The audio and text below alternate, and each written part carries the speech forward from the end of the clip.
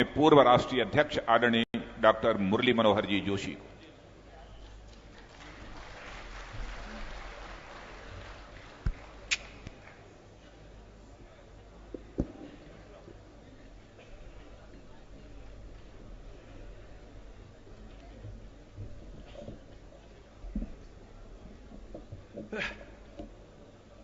Bharatiya Janata party के सम्माननीय राष्ट्रीय अध्यक्ष श्री राजनाथ सिंह जी, हम सबके नेता और मार्गदर्शक श्रद्धेय अडवाणी जी, भारत के भावी प्रधानमंत्री श्री नरेंद्र भाई,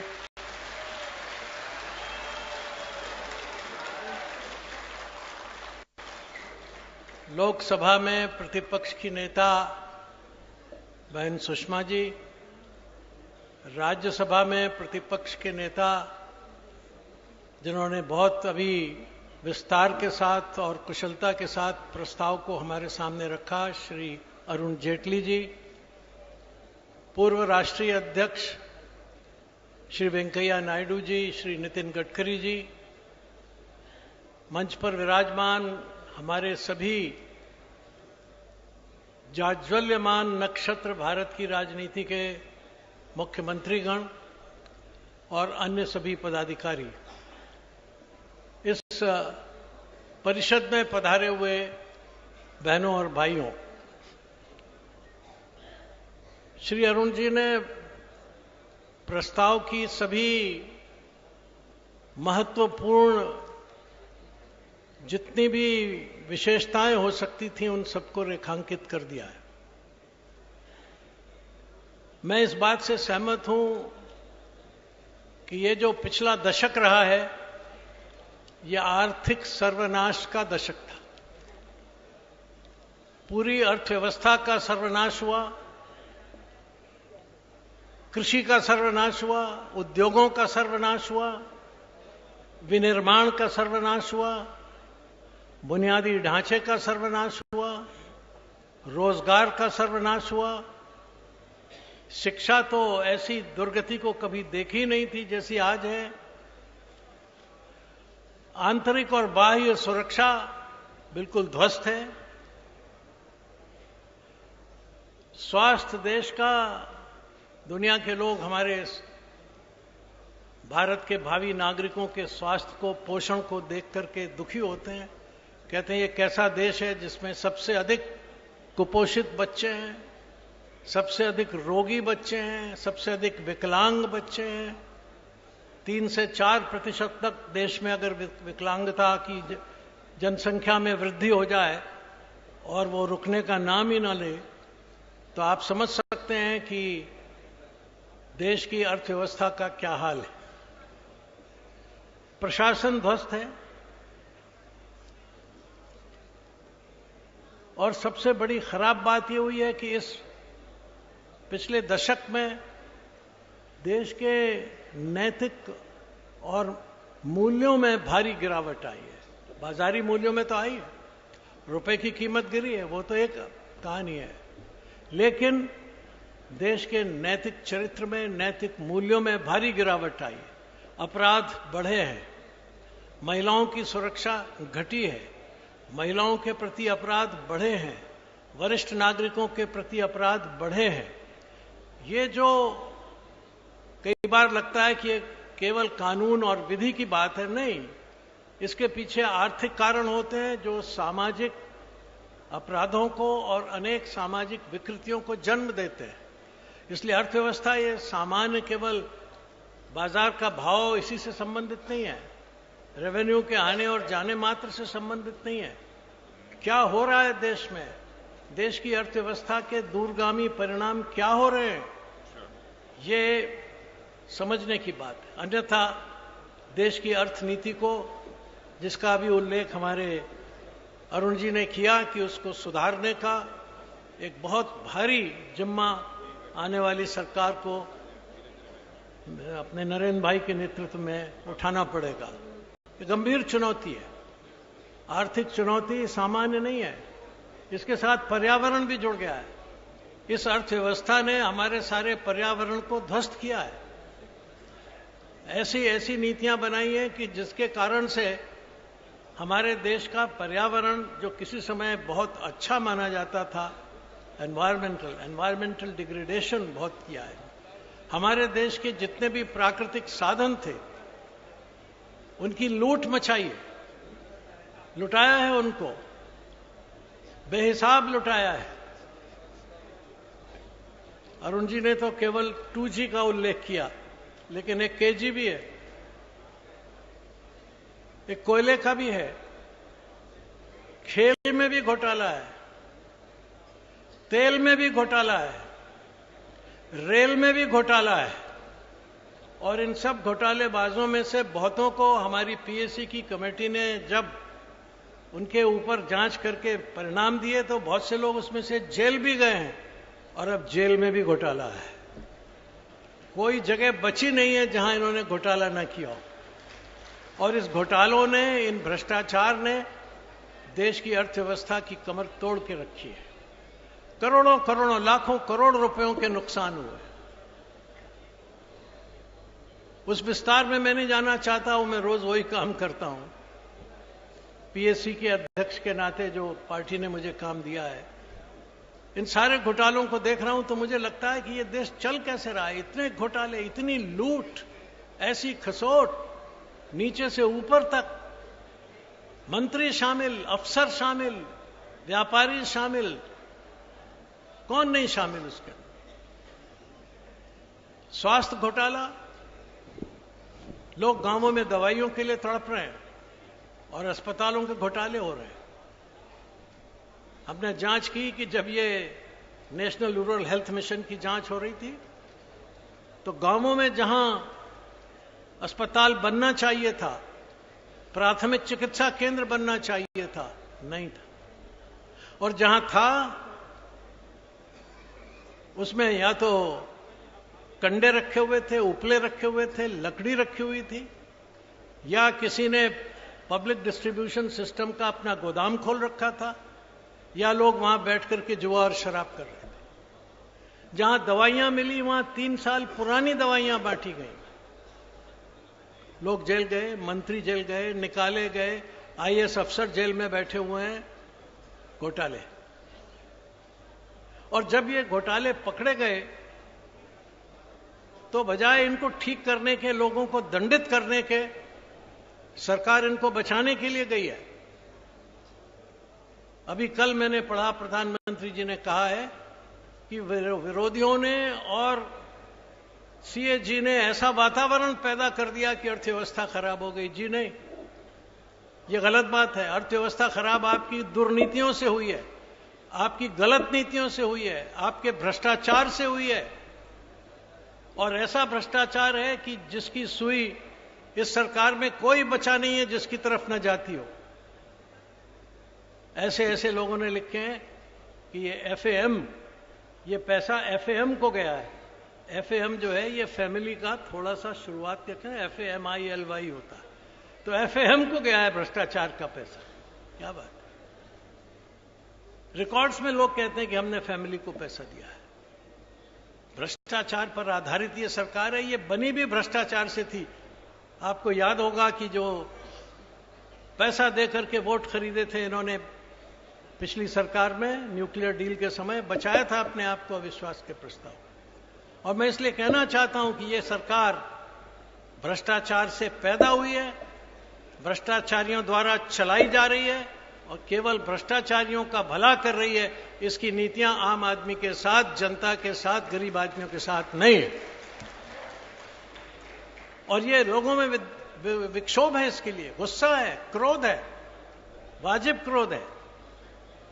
सार्वजनिक धन का ऐसी खुली लूट आजादी के बाद कभी नहीं देखी गई। आजादी के पहले अंग्रेज मचाते थे, वो एक अलग बात है, लेकिन आजादी के बाद इतनी बड़ी मात्रा में देश की अर्थव्यवस्था को लूट खसोट के द्वारा कुछ परिवारों में, कुछ लोगों में उस लूट के पैसे को बांटकर देश को बर्बाद करने की ये एक बहुत ही निर्लज्ज अर्थनीति की व्यवस्था रही है। अब बार बार सरकार कहती है कि हम क्या करें, भाई आप क्या करें, कहते हैं हमारे पास कोई जादू की छड़ी नहीं है। कभी कभी कहते हैं कि महंगाई इसलिए बढ़ गई है कि लोग ज्यादा खाने लगे हैं। एक बहुत बड़े कानूनी दां इसमें मिनिस्टर हैं, वो कहते हैं कि सब्जियों के दाम इसलिए बढ़ गए क्योंकि गरीब लोगों ने 2-3 सब्जियां खाना शुरू कर दिया है। मैं गांवों में अक्सर जाता हूं, मैंने लोगों से पूछा भाई कितनी सब्जियां खाते हो? बोले साहब खाते हैं, यहां तो जितनी होती है सब बाजार में बेचने के लिए ले जाते हैं ताकि कुछ पैसे मिलें और अनाज खरीदें और अपना काम चलाएं। ये 3 सब्जियों का सवाल कहां से उठता है? लोग जो 3 सब्जी खाते थे वो सब्जियों के दाम बढ़ने से 2 खाने लगे। प्याज नहीं खा सकते। पहले आदमी कहता था चलो दाल रोटी खा लेंगे, दाल महंगी हो गई।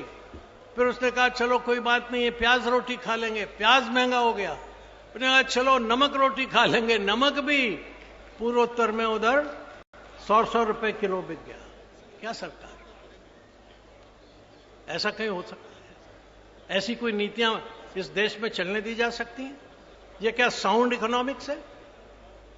इसे क्या आप एक अच्छी लोकहितकारी अर्थव्यवस्था बोल सकते हैं? बिल्कुल नहीं। ये बहुत ही निकृष्ट प्रकार की अर्थव्यवस्था इस सरकार ने इस देश में चलाई है। बहनों और भाइयों, राज्य का मूल वित्त होता है, धर्म का मूल भी वित्त होता है। अगर पैसा नहीं है तो राज नहीं चल सकता, पैसा नहीं है तो आप धर्म भी नहीं कर सकते। पैसा ये बहुत महत्वपूर्ण चीज है। संपत्ति, धन, पूंजी ये देश में आनी चाहिए, बननी चाहिए। बना तो रहे नहीं, कहते हैं बाहर से ले आओ। हमारे स्वनामधन्य वित्त मंत्री कहते हैं कि इस देश की अर्थव्यवस्था को सुधारने का एकमात्र उपाय एफडीआई है, विदेशी प्रत्यक्ष निवेश। अच्छा, क्यों? हमने देश में पूंजी नहीं बन सकती?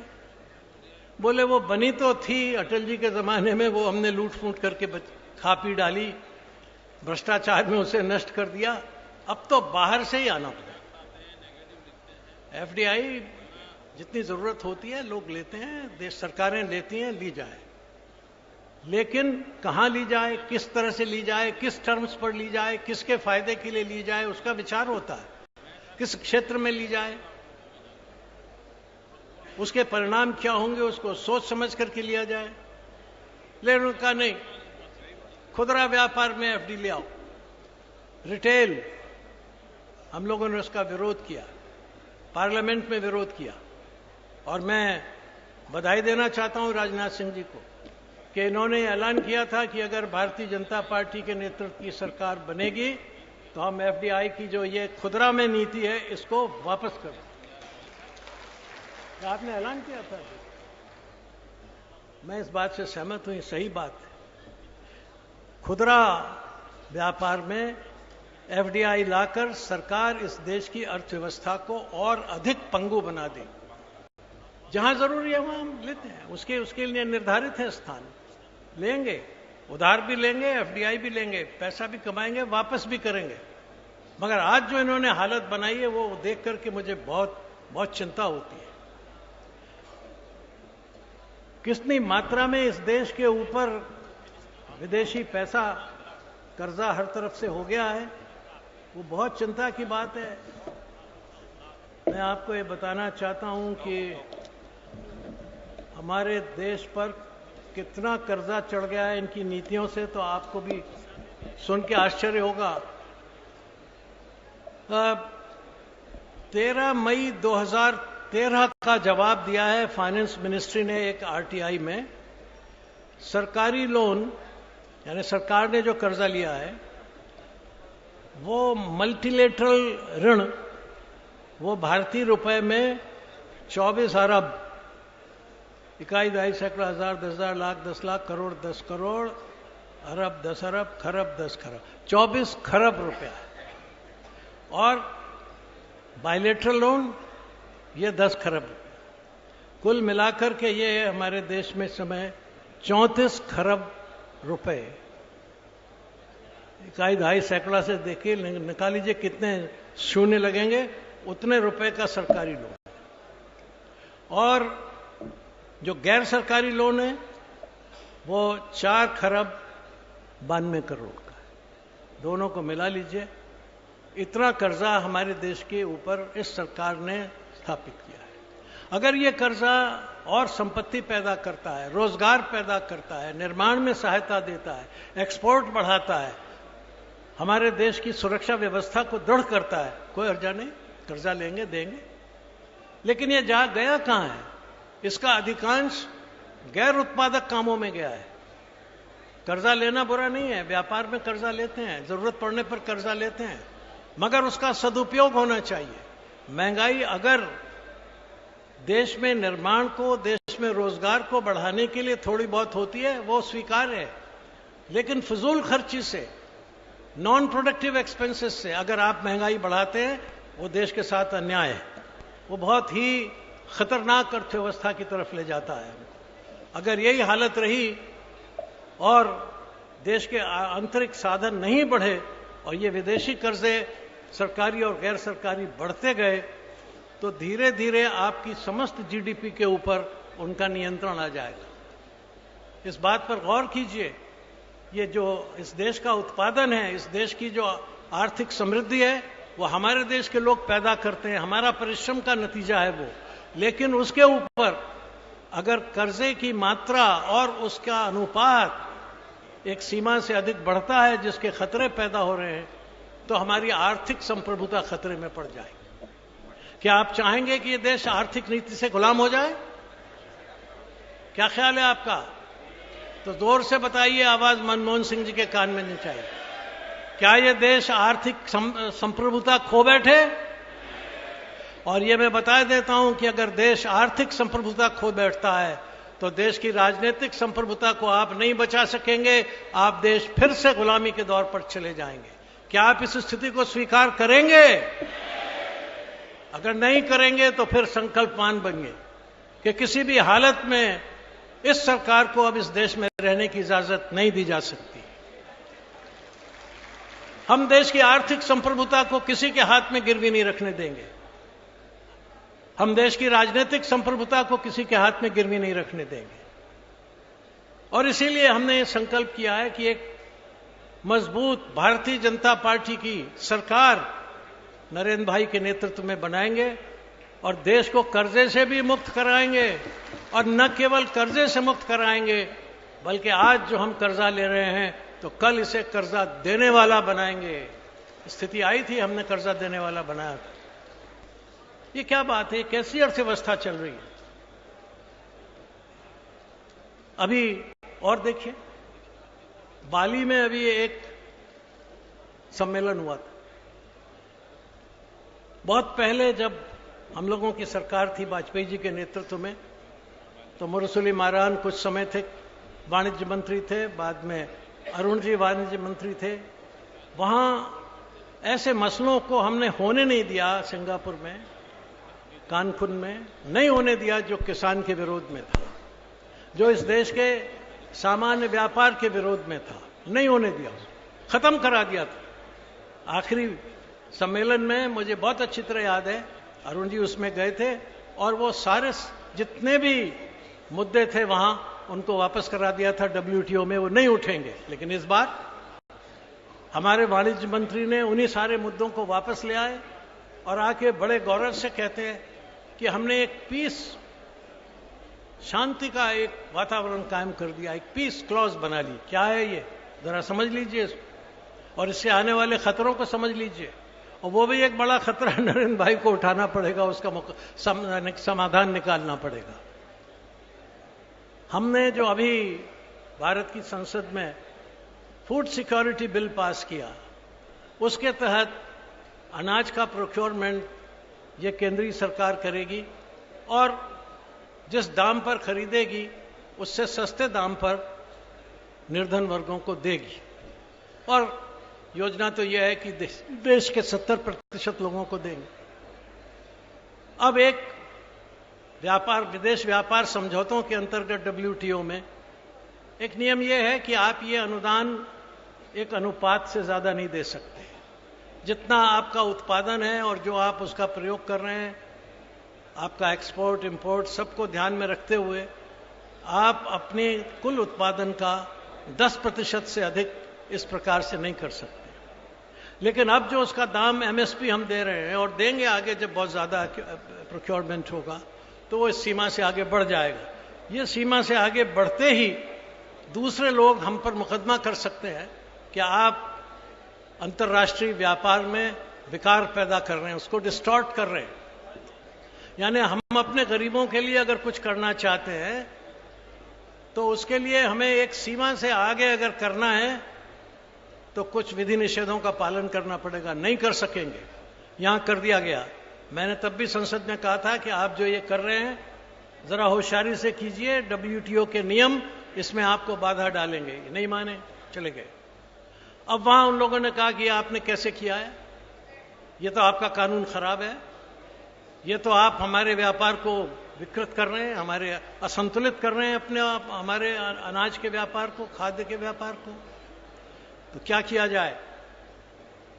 बजाय इसके कि ये लड़ते और पहली बात ये कहते कि आप ऐसा नहीं कर सकते, ये गलत है, ये मामले नहीं उठ सकते। फिर आप ये कहते कि जिन कीमतों के बारे में बात हो रही है वो कीमतों का आधार गलत है, वो कीमतें आधार बेस पर नहीं मानी जा सकती। दुनिया बदल गई है, जमाने बहुत बदल गए हैं, कीमतें बहुत बढ़ गई हैं, बेस को डिफाइन कीजिए। वो भी आपने नहीं किया। आपने क्या मान लिया कि जब तक इस समस्या का समाधान नहीं निकलेगा कुछ वर्षों में, तब तक दया करके कोई दूसरा देश हमारे ऊपर मुकदमा न करे। आप भिखारी की हालत में पहुंच गए। आपने ये भीख मांगी कि भाइयों हमें बख्शो, हमारी सरकार चली जाएगी, लोग हमारे ऊपर आकर आक्रमण करना शुरू कर देंगे अगर हमने अपना ये बिल वापस किया तो, कानून वापस किया तो, ये व्यवस्था वापस की तो हमें बचाइए। और इस तरह से शरणागत होकर के इन्होंने, मुझे बहुत अफसोस है। और जब ये बात वहां बाली में हो रही थी तो बहुत से जो यहां के संगठन वहां गए हुए थे उन्होंने मुझसे कहा कि साहब ये कठिनाई आ रही है और इसमें एक और प्रतिबंध आ रहा है कि न केवल ये सरकार बल्कि आगे आने वाली भी कोई सरकार ऐसा काम नहीं कर सकती। यानी नरेंद्र भाई की सरकार भी ऐसा काम नहीं कर सकेगी, अपने गरीबों के लिए इस प्रकार की कोई योजना नहीं बना सकेगी। ऐसा बंधन क्यों? खुद तो आप बंध गए, चलिए आप बंधुआ मजदूर रहे हैं, हमेशा से रहिए, लेकिन हमें बांधने का आपको क्या अधिकार है?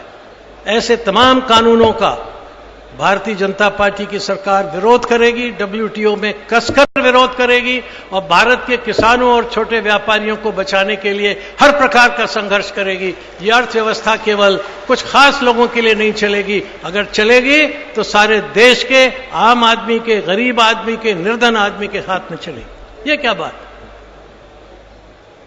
ये ऐसी ऐसी नीतियां ला रहे हैं, इस प्रकार से देश को बांध रहे हैं।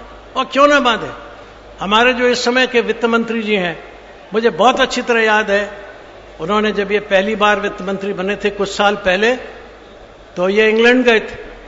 वहां उन्होंने एक भाषण किया कि भाइयों, अंग्रेज भाइयों, आप हमारे देश में आए थे और आपने 200 साल तक यहां राज किया और आपने खूब पैसा बनाया। मैं आपको निमंत्रित करने आया हूं कि आप फिर से आइए और हमारे यहां व्यापार कीजिए और खूब फलिए फूलिए। और यही भाषण इन्होंने अमेरिका में दिया। मैं हर बार संसद में उनका ये भाषण दिखाता हूं। आज तक वित्त मंत्री ने इसका खंडन भी नहीं किया और इसका उत्तर भी नहीं दिया। ये कैसा वित्त मंत्री है जो भारत में फिर से ईस्ट इंडिया कंपनी को लाना चाहता है? व्यापार तो ईस्ट इंडिया कंपनी ही करती थी। ये फिर से हमारी सारी अर्थव्यवस्था को उनके हाथ में सौंपना चाहता है। ये क्या देश की स्वाधीनता की और आर्थिक स्वाधीनता की रक्षा कर सकते हैं? बिल्कुल नहीं कर सकते। गरीबी हटाने की बात ये सरकार करती रही है कि हम ऐसी अर्थव्यवस्था बना रहे हैं इंक्लूसिव, जिसमें हर गरीब शामिल होगा। तब गरीब कितने हैं इस देश में? इसमें झंझट है। कैसे पता लगे कितने गरीब हैं? क्या मापदंड है? क्या आंकड़ा है? क्या कसौटियां हैं? किस आधार पर कहें किसी को वो गरीब है? इसमें इन्होंने बहुत गोलमाल किया है। कुछ साल पहले तक इस देश में 40%, 42% लोग गरीब माने जाते थे। क्यों माने जाते थे? कोई तो भी एक सरकारी आंकड़े आते थे प्लानिंग कमीशन के, उससे मान लिए जाते थे।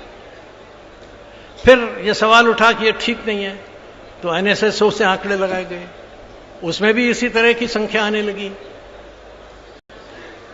तो सरकार को बहुत तकलीफ होने लगी कि भाई आज से 10 साल पहले भी गरीब उतने ही थे और आज भी उतने ही है, और अगर इनकी ये नीति चलती रहेगी तो शायद आने वाले 10 साल में भी इतने ही गरीब होंगे, वो कम नहीं होंगे। तो इन्होंने कहा भाई कुछ इसका इलाज किया जाए। तो इलाज क्या किया? वो मैं अध्यापक था तब का, मुझे याद है कि क्या किस्सा होता था। किसी विद्यालय में ये कहा गया कि भाई तुम्हारा रिजल्ट बहुत खराब है, तुम्हारा अनुदान बंद हो जाएगा। तो क्या करें? पास मार्क मान लीजिए 30 से कम आने पर आप फेल हैं, 30 से ज्यादा आने पे आप पास हैं। तो उन्होंने क्या किया? अपना पास मार्क घटा दिया, यानी 25 पे आएगा तो भी आप पास हो जाएंगे। और अगले साल कहा कि मेरे यहां उत्तीर्ण छात्रों की संख्या बढ़ गई है, मेरा रिजल्ट ठीक हो गया है। यही इन्होंने किया, आंकड़ों में पैरामीटर्स घटा दिए और कहा कि गरीबों की संख्या घट गई। इन्हीं की बनाई हुई कमेटी थी सेनगुप्ता की। उसने कहा 78% लोग इस देश में 20 रुपया प्रतिदिन के ऊपर जिंदा रहते हैं, 78%। नरेश चंद्र कमेटी आई, उसने कहा 50% से कम नहीं हो सकता। और वो भी प्लानिंग कमीशन और इनकी मिनिस्ट्री के लोगों ने कहा भाई 50 से ज्यादा मत बढ़ाओ, हाथ जोड़कर कहा। रिपोर्ट्स में सब लिखा हुआ है। गरीबी के आंकड़े, उसमें भी ये भ्रमजाल करते हैं, उसमें भी गोलमाल करते हैं। गरीबी नापने के जितने भी पैरामीटर्स हैं, जो कसौटियां हैं, उसमें भी गोलमाल करते हैं। ये सरकार बिल्कुल अर्थव्यवस्था के मामले में इस देश के ऊपर एक अत्याचार के अलावा और कुछ नहीं है। ये इकोनॉमिक टिरेनी है, ये अर्थव्यवस्था का अत्याचार इसने इस देश पर किया है। और अभी हमारे सम्माननीय प्रधानमंत्री जी क्या कहते हैं? कहते हैं मेरे पास कोई जादू की छड़ी तो नहीं है, कोई डंडा तो नहीं है जिससे मैं ठीक कर दूं। हाँ प्रधानमंत्री जी, आपके पास नहीं है, मानते हैं, लेकिन यहां जो ये जनता देश में बैठी हुई है, इसके हाथ में एक जादू की छड़ी है। और अगर वो इसने लगा दी आपको अप्रैल के महीने में, तो बरसों तक आप अपनी कमर सहलाते रहेंगे, उसका दर्द ठीक नहीं होगा। भयंकर डंडा चलाती है ये जनता इस देश की, और समय आ गया है कि वो डंडा चलवाइए। और मैं नरेंद्र भाई से कहूंगा, जरा मजबूत हाथों से डंडा चलाइए कि ऐसे लोग जो इस देश को भूल भुलैया में रखना चाहते हैं, उनको सजा मिले। जरूरी है, आज समय आ गया है इसका। इस सरकार को लॉक स्टॉक एंड बैरल उठाकर फेंक दो। ऐसी सरकार इस देश में कभी ना आए, इसका संकल्प करो। और जो लोग इस प्रकार की अर्थनीतियों को चलाते हैं, क्या बात करते हैं, 5-5 लाख करोड़ रुपया टैक्स एग्जम्पशन देते हैं बड़े उद्योगों को, और किसान को पैसा देने के नाम पर इनको मुसीबत आती है। शिक्षा में, स्वास्थ्य में, कृषि में इन्वेस्ट करने के लिए इनके पास पैसा नहीं है, लेकिन रेवेन्यू फॉरगोन 5-5 लाख करोड़ रुपया करते हैं। क्या बात है, क्यों कर रहे हैं आप ऐसा? ये देश बचाना जरूरी है। और इसका एक और नतीजा हुआ है इस अर्थव्यवस्था का, हमारी प्रतिरक्षा ध्वस्त हो गई है। 8-8, 10-10 हजार करोड़ रुपया डिफेंस के बजट में से काट देते हैं। नॉर्थ ईस्ट में सड़कें नहीं है, फौजों के पास अच्छे हथियार नहीं है,